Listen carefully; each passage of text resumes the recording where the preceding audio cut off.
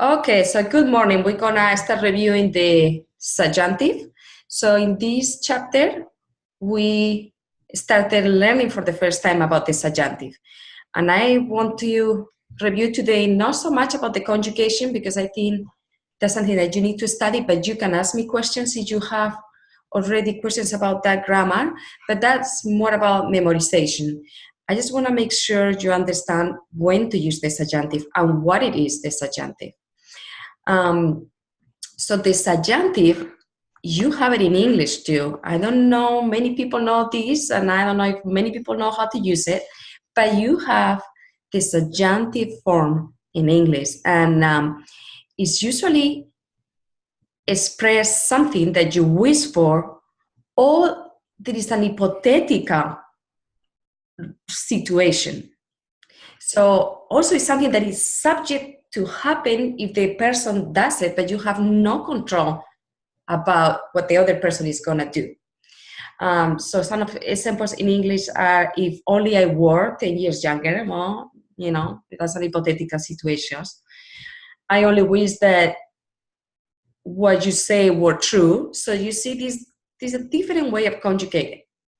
So you have these forms, and it has the same meaning of usage. You're going to use it when something is hypothetical, when you don't have control of that situation, or you have a wish that something happened, okay? So very similar to the Spanish. In this lesson, on the first section of the grammar, that is the 12.1, it says, present subjunctive with verbs like querer, that means to want, recomendar, to give a recommendation, another verbs of volition. So I have a lot of students that are like, wow, I have no idea what it means, volition. So volition.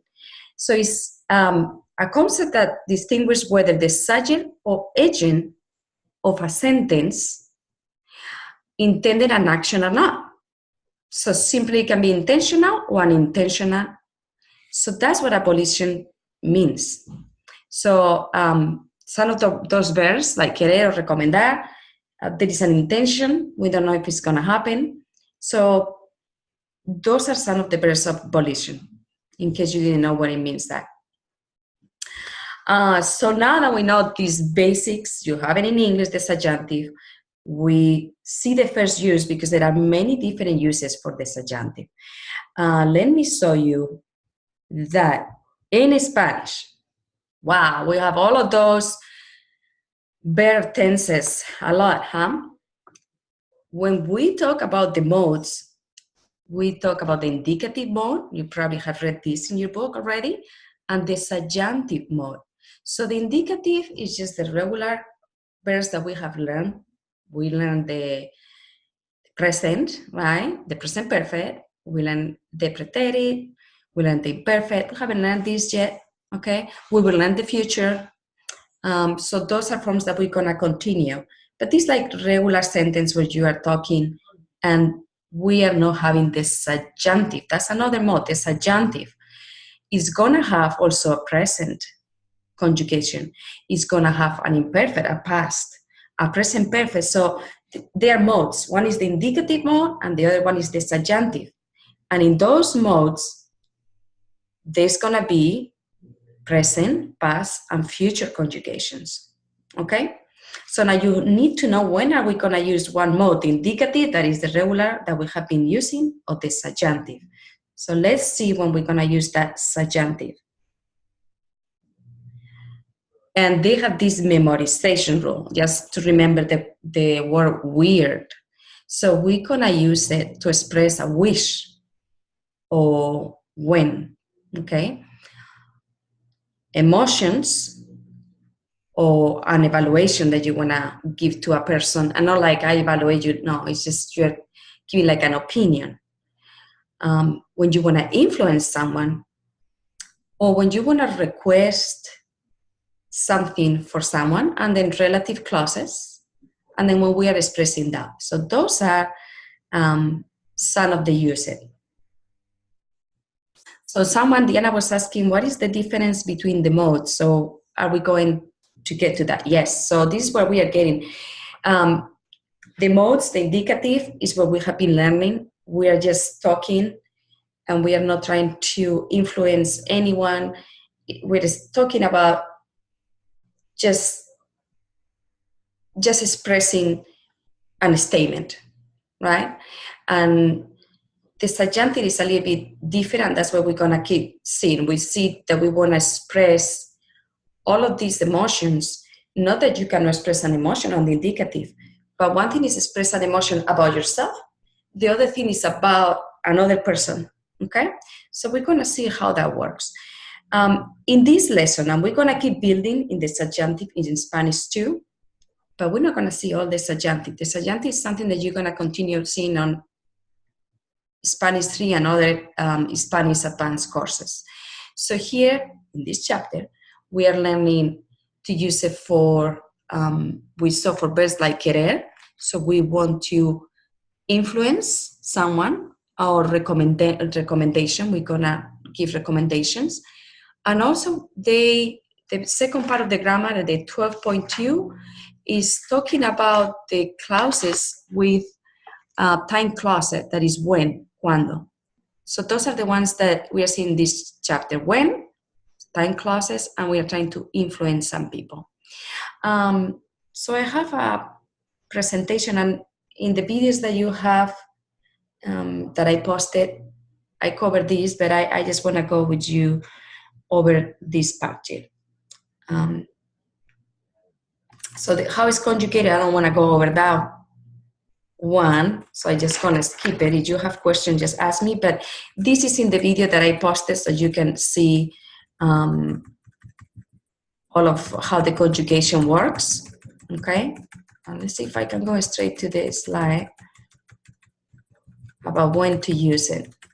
Because what happens is a lot of students, they learn the subjunctive, and now when they write, instead of using the present tense of the indicative, they start using the subjunctive for everything. And no, we cannot use the subjunctive for everything, okay? So uses of the subjunctive.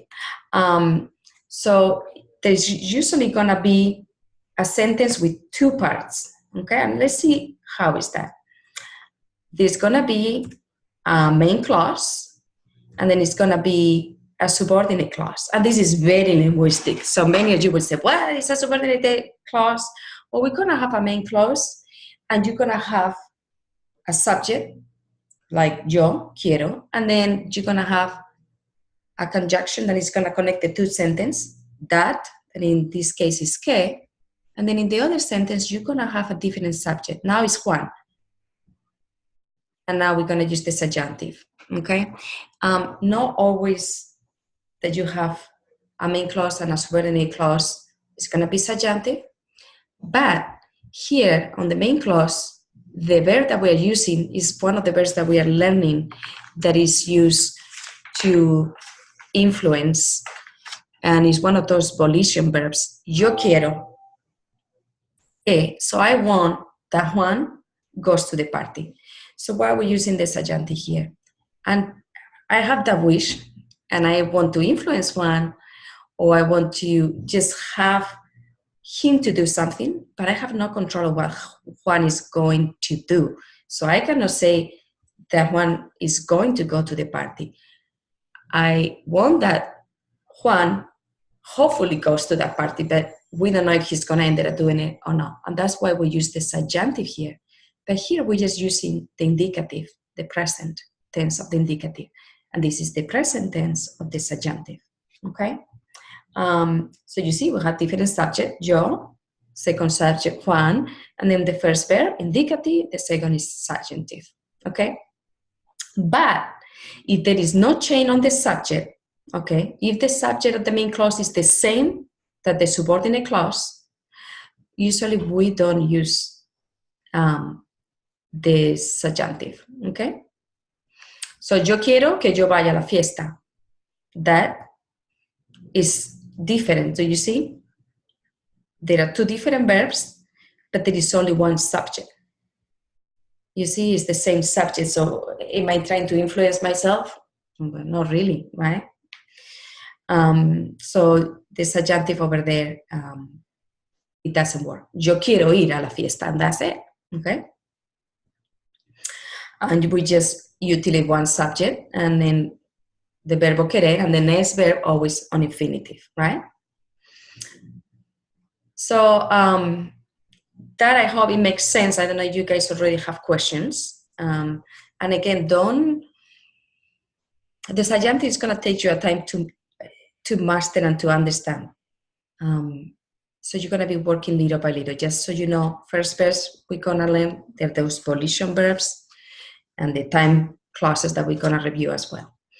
So we have verbs of influence or prevention, and then those are the ones that we've seen, and the time clauses, and then we have some for emotional personal bias that we are just not covering, or falseness and unreality, same thing. We will learn them in the future, but for now, we are going to focus on those, okay? And the subjunctive usually using the subordinate clause. So influence or prevention is, hold on, I have someone entering the session again. So let's see if we can see an example here. Oops. I think I got logged out. Okay. Okay. So influence, we're gonna also influence, okay? And the subject in the main clause is using a verb that tends to cause or prevent something in the subordinate clause to happen. So someone else joined the session, and I need you to mute your microphone if you can. So, for example, Benjamin quiere que Antonio ponga la mesa. Okay, so we have, now it's not me, I'm talking about another person, wants that this person do something, okay? And usually what you see is that we have the que connecting those two sentences, okay? I see I have some questions. I'm gonna read the questions. Okay, I'm mute. Okay. Okay, yo prefiero que tú hagas el trabajo. So we're seeing some verbs like querer, preferir. I prefer, so we have here a different subject than we have on the second clause. Prohibimos, that is forbid, prohibimos que los clientes fumen en la oficina. So we forbid that the clients smoke in the office. See, we can, I don't know what, every time that, hold on a second, yeah. So you see the forms of the subjunctive is different that we'll use on the indicative. So in all of these sentences, we're gonna be using the subjunctive. We're trying to influence this other subject, Antonio, to do something, the same for these sentences.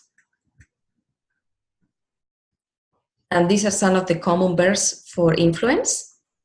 It is querer, to want, pedir, to ask, necesitar, to need, insistir, to insist, permitir, to permit, sugerir, to suggest, recomendar, to recommend, aconsejar, to give advice, esperar que, I hope that something happened, but I don't have control, mandar, obligar. So you see, it's a little bit different. And then prevention is to prevent someone from doing something. Again, you're trying to influence them. Here, you want them to do something, and here you're trying to avoid them to do something. Impedir, prohibir, no permitir, okay? The time clauses, this is the 12.2 part of the grammar that is talking about those time clauses that use cuando, okay? So there's some words in Spanish that express when something happened or might happen in the future.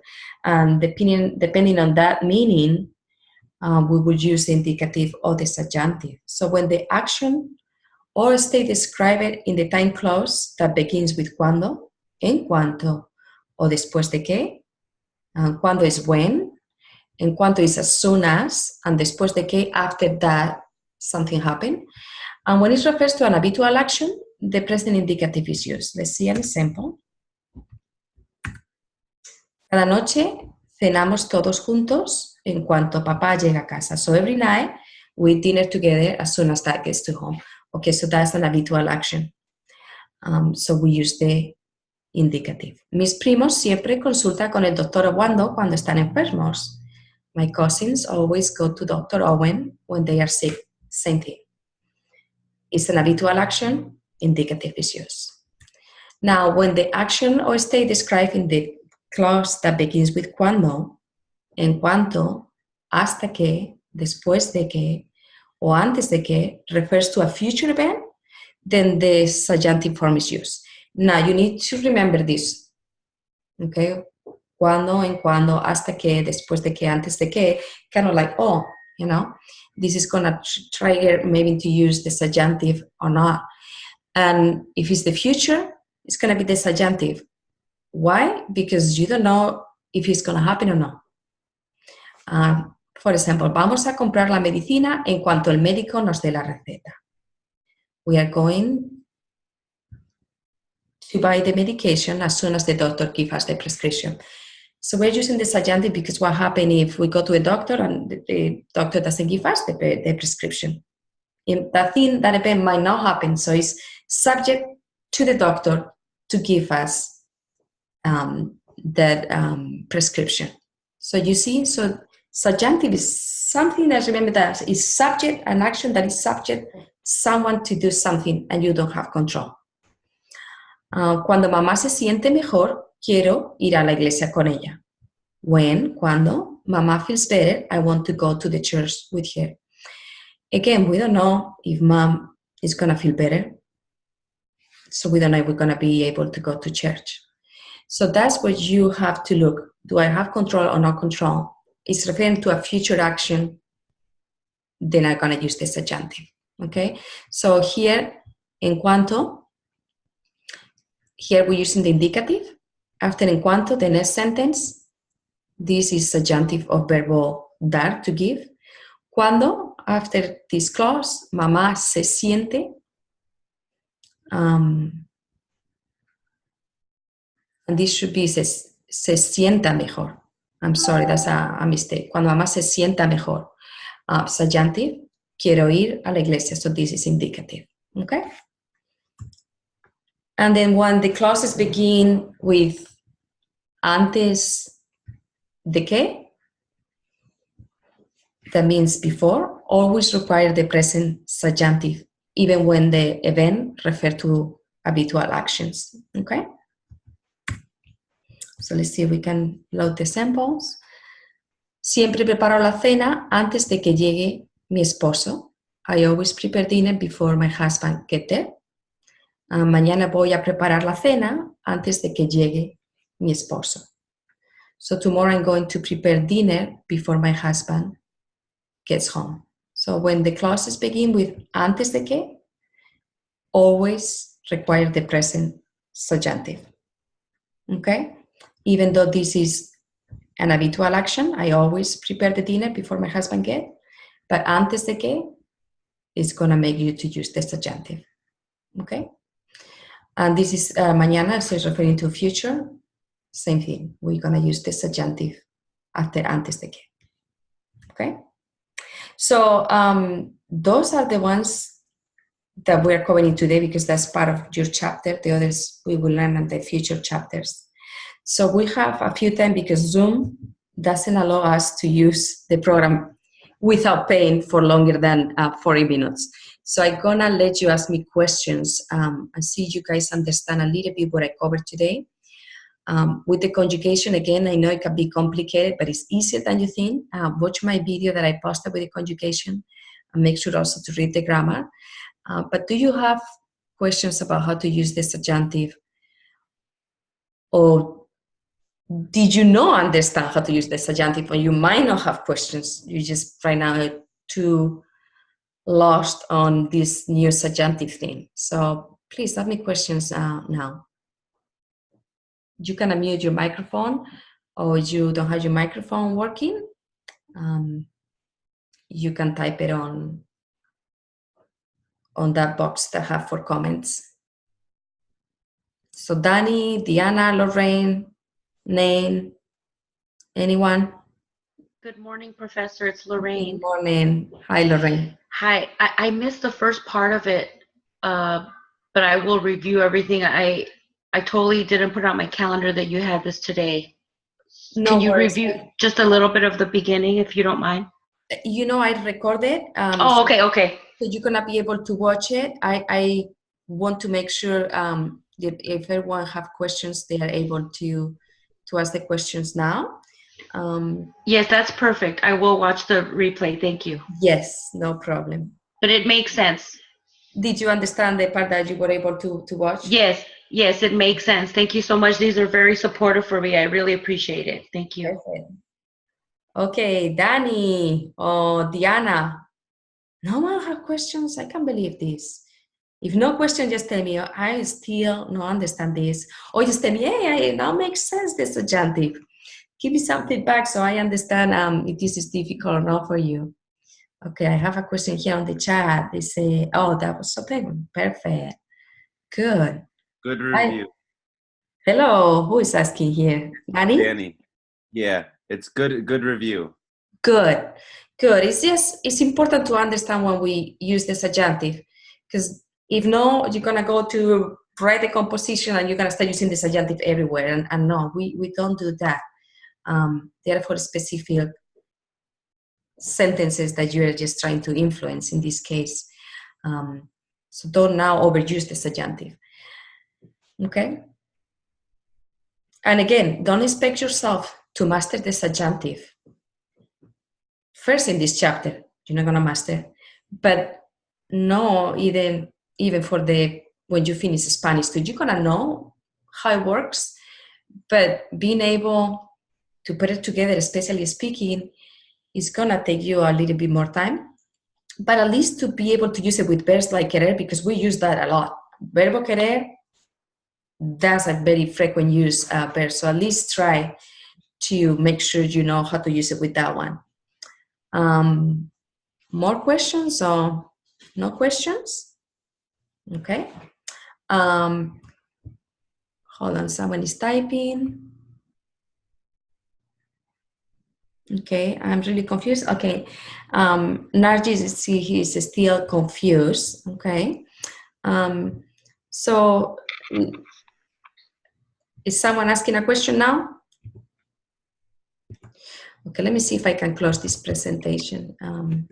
Okay, so again, because it seems like a couple of people are still a little bit confused with this.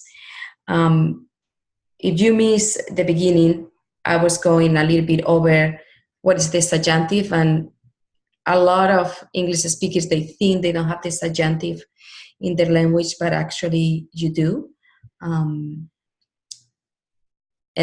I think you have a sentence like, God bless you. Well, God, third person should be, God blesses you, right? That's subjunctive, God bless you. Also, we talk when we use it, usually to express something that you wish for, or is hypothetical rather than an actual situation. So you have sentences like, if I were 10 years younger, well, that's hypothetical. You cannot be, I'm sorry. I only wish that what you say were true, and you know it's absolutely not true. So those are ways you use the subjunctive in English. What happens in Spanish is a little bit more complicated. Everything in Spanish is more complicated on conjugation and grammar. But it's the same concept. Again, subjunctive is something subject to be an action to be done by another person or to be real. Like in this case, we have also these cases, but we're not going to cover it today. And the volition verbs, they are those type of verbs that you're trying to hope that people do something, but you have no way to control. So this is important to also understand what are volition verbs. And I went over this, and you can review that on the video. And Diana is asking, so the subjunctive is for wishes too. Yeah, and I think this is one of the most helpful charts. In this chapter, we don't cover all the uses, but it's for wishes. You know, I wish that you will be able to come. For wishes, yes, because we wish it, but we don't know if it's going to happen. When, for those time clauses, you know, for express emotions, we will learn that later on Spanish too. To influence, you know, yo quiero, te recomiendo, you're trying to influence people, but you don't have control of their actions. Or when you have request, relative clause, we will see, I think, a tiny bit is more Spanish 3. And when you're expressing doubt also, you are not sure about something, then we're using the subjunctive. So that's important to understand. Yeah, wish upon a star. So yeah, those are some of the uses.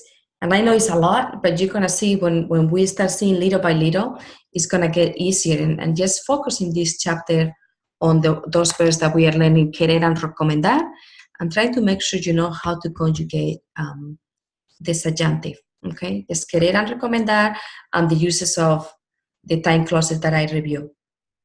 Okay, yes.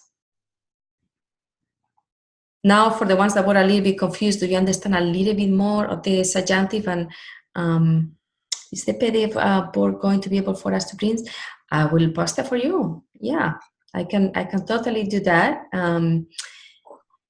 I don't post these things so often because it's no, for blind people cannot see it. So legally, I should not post it for all the students, but I can put it for some. So I will put these because they are called infographics and they're very helpful. I love them. And this is another thing that maybe you miss, and that's the forms, the modes. On Spanish, we have the indicative mode and the subjunctive mode. And we have been learning the indicative, and that's when we are talking just like their statements, their facts, it's reality. Subjunctives, they are things that they are more wishes, hopes, opinions. Who cares about your opinion about someone doing something? So just such subjunctive, right? So that's when we use this mode. But those both modes, indicative and subjunctive, have present, have past, have future. So they're different conjugations. But now it gets a little bit more complicated because they are different modes, right? And I have more questions here. Okay. So this is the main thing. Now, do you have any other questions about the subjunctive or anything from the lesson? No? No. No, anyone? No. Okay. So I got, because Zoom will start charging for this conference in 8 minutes. So I have 8 minutes more for you. If it helps you reviewing how to conjugate it, I can do that. Yes? Yes, yes. Okay, so let's do that. Also, just feel free to drop out if you just say, I'm done. I get all that I wanted to know. You can leave the session. But we have 8 minutes, so let's take advantage of that. So how is conjugated? It is not that difficult. There is just a lot of information on that book, right? And we don't like to read that deep. But let's try to see because it's easier than it seems, okay? So we have learned the present, pretended, the imperfect, that indicative mode, right? Now, the indicative is used to express real, factual actions, states of being. That's what we learn, right? Now we're learning the subjunctive, and we use it to express hypothetical situation, like speaker attitudes, wishes, feelings, emotion, doubts. We're going to learn all of that, and we already went over, okay? But unlike the indicative, okay, which states facts, the subjunctives describe reality that is subjectively, and I don't know how to pronounce that one, or refer to actions or states that they are no yet reality or maybe never will. That's why we use the subjunctive. Okay, and okay, I'm not going to go through this except one. Let's do it quickly. Creo que Luis va a San Diego. So I believe that Luis is going to San Diego. So there is a certainty, indicative. No creo que Luis vaya a San Diego. So I don't think that Luis is going to San Diego. It's uncertainty. I just don't believe. I'm not sure. Okay. So you see, indicative, subjunctive. But we haven't seen this example yet. So let's see. Okay. So the first way to conjugate, you're going to start with the yo form of the verb in the present tense. Okay.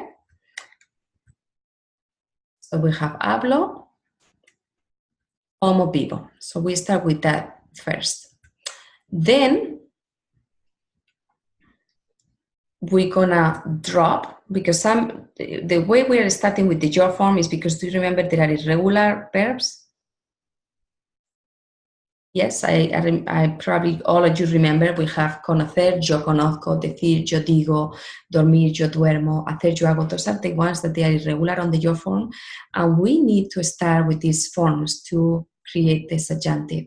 So we're not going to take the infinitive, but we're going to take as the root to start conjugated the yo form. Okay, and these are some examples of irregular yo forms of the verbs. So when we start with that yo form, we're gonna drop the O of the yo form, and then we're gonna add the opposite endings. And for the adverbs, the opposite will be er. And for example, instead of yo hablo, tú hablas, él habla, that will be the indicative. Now we're gonna start changing to the e. Yo hable, tú hables, él hable, nosotros hablemos, vosotros habléis, ellos hablen. Okay? So that's how it differs. You see? Now the third person singular, él, is the same as the yo form. Okay? In this conjugation. Now for the ir verbs, like comer, for those that end on er and ir, we're gonna use the a ending. Coma, comas, coma, comamos, comáis, coman. In the indicative will be yo como, tú comes con una e, él come, nosotros comemos, vosotros coméis, ellos comen. So now we change this to an a. Verbo vivir, that ends on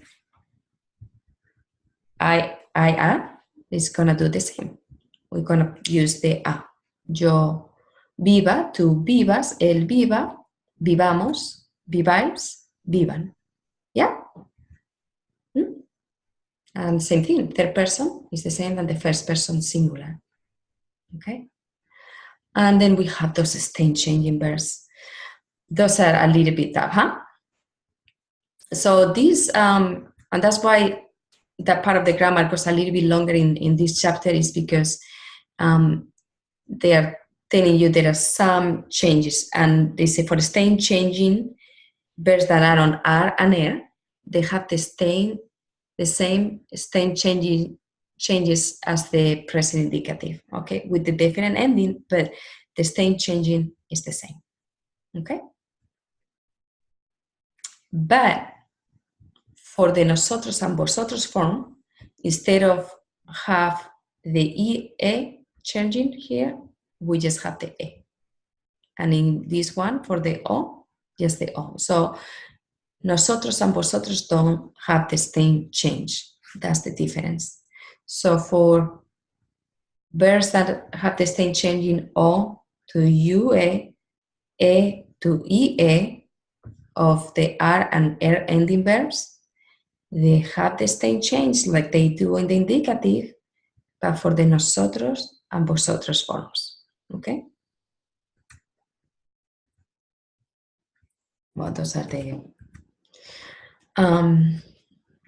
let's see here. So you might remember that the third person, singular and plural, you know, those changes that occur on the preterite of the same changing verbs, you know, we have some of those changes.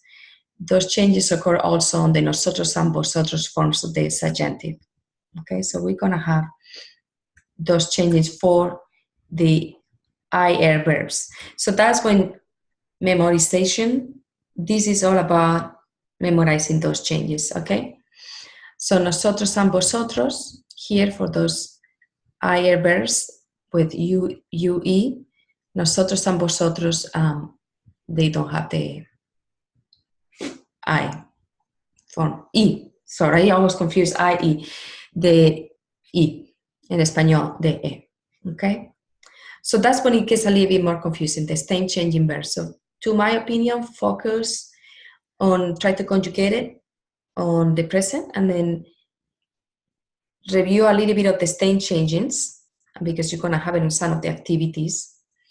But just don't get too overwhelmed by all of these changes, because at the end it's just the nosotros and vosotros, okay? And same thing with here, with mentir, okay? Those ones, they just change in the nosotros and vosotros to have an I instead of an IE. And then this is another example with verbo servir, okay? And then also we have for verbs with, do you remember some verbs that they change on the car, gar, and zar?